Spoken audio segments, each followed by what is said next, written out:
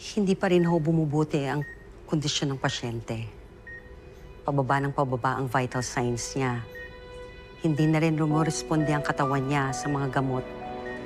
May posibilidad na magka-multiple organ failure ang pasyente. Ano ho? Tumalsik si Gege nang mabangga siya ng sasakyan. Malakas ang impact kaya na-damage ang atay at kidney niya. Doktora, huwag mong sabihin na... Opo, ma'am. Magandang ihanda niyo na ang inyong mga sarili sa kung ano't ano man ho ang mangyari. Ginawa na po namin ang lahat. Diyos na ang bahala sa kanya.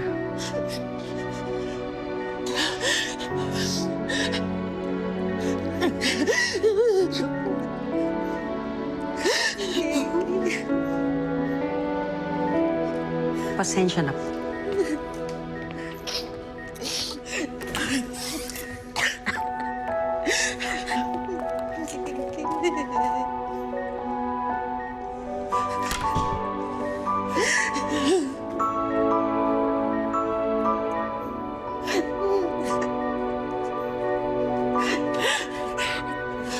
Kailangan ko si Nino.